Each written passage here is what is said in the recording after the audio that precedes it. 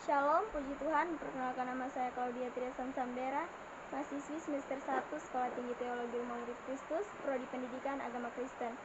Nah, pada saat ini saya akan membuat video pembelajaran untuk materi 1 untuk menyelesaikan tugas mata kuliah dari intisari. Nah, kita masuk pada materi, yaitu Alkitab yang terbuka. Nah, Alkitab terbagi menjadi 2 potongan, Perjanjian Lama yaitu 39 kitab dan Perjanjian Baru yaitu 27 kitab. Nah, ada 8 Alkitab tersusun secara teratur, progresif, dan tak terbatas oleh waktu. Alkitab dibagi menjadi dua bagian besar, yaitu Perjanjian Lama dan Perjanjian Baru, di mana ada cerita lama dan cerita baru, yang dipisahkan oleh lembaran putih, di mana pada bagian atasnya salib merah, sehingga ini terbagi menjadi 8 irisan, yaitu 4 bagian cerita lama dan 4 bagian cerita baru. Nah, nomor-nomor berikut yang akan memberikan sebuah pernyataan Alkitab ini berikut yang akan menjelaskan bahwa Alkitab ini tersusun secara teratur.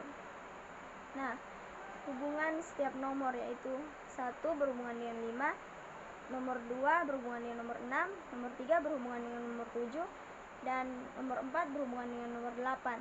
Nah, dalam kitab Kejadian ada 5 kitab Taurat, di mana kitab Taurat ini secara ilahi ternyata berhubungan dengan kitab Injil. Secara singkat, hubungan ini kita mulai dengan kitab Taurat dan kitab Injil. Nah,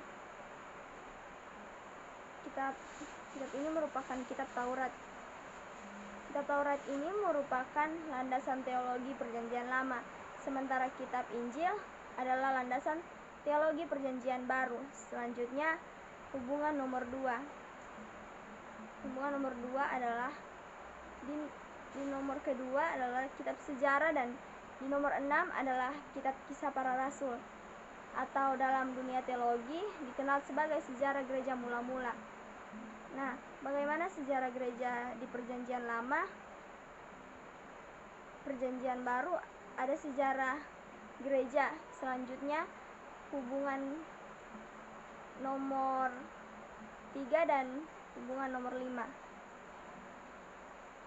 yaitu menerapkan suatu tulisan yang menakjubkan. Pada bagian sini kita dapat menghubungkan kitab surat dan kitab syair dengan kitab puisi, merupakan sebuah kitab puisi dalam kitab syair yang dijadikan irisan Alkitab.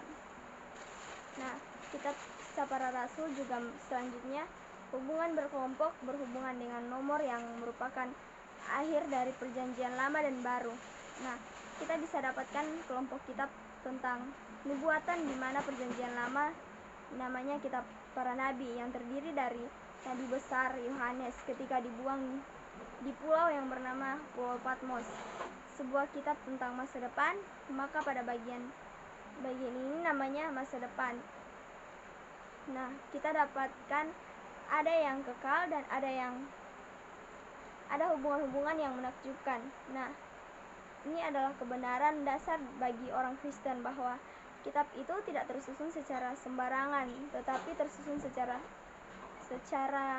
progresif. Nah, selanjutnya kita akan dapati kitab yang menakjubkan. Ada akronim yang dipasangnya mulai dari huruf A, B, dan C. Nah, bagian awalnya Alkitab adalah angka 1600 yang dimaksudkan Alkitab secara detail bahwa Perjanjian Lama itu ditulis selama 1500 tahun, sementara Perjanjian Baru ditulis selama 100 tahun dan ditulis oleh 40 penulis yang hidup sekali lagi dalam 1600 tahun.